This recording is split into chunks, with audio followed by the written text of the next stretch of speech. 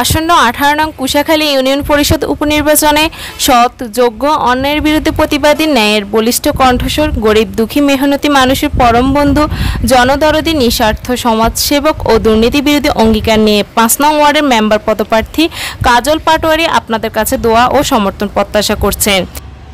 আমাদের 18 নং কুশাখালী ইউনিয়নের যে নির্বাচনটা আমরা সুস্থ একটা নির্বাচন দেখি, আর তার মধ্যে প্রার্থী যারা তাদের ভিতরেও কোনো কারোর সাথে কারো দ্বন্দ্ব নাই। যোগ্য ব্যক্তি চাই। দ্বিতীয়ত কথা হইল যারা মানুষের লগে মিলেমিশি দীর্ঘদিন ছিল এবং সামনের দিকে থাকবো ওই মিলের প্রার্থী আমাদের দরকার। প্রার্থী হলো আপনার হইলো 9 জন, 2-1 হইতো তাইলে একটা ধারণা অন্য ভালো কি হইবে এটা তো নিশ্চয়তা দেওয়া যায় না, কারণ মানুষের গতি ধরা যায় না। যদি এইভাবে করতো, মানে একটা সাইড যদিও একজনের হয়ে যেত তাহলে বুঝতাম এর একটা ভালো ইয়ে আছে।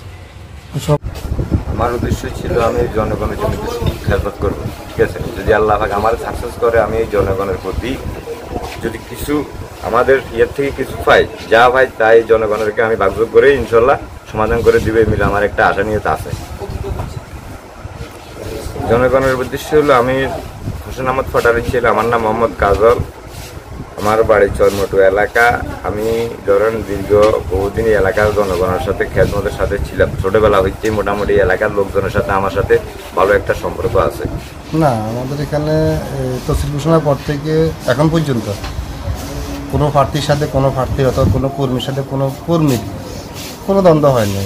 সুন্দরভাবে সবাই সবার প্রচারণা করতেছে, সবাই ভোট চাইতেছে, প্রার্থীর কাছে দাঁড়া যাচ্ছে, প্রত্যেকে দূরে যাচ্ছে, যে যার মতো করে ভোট চাইতেছে।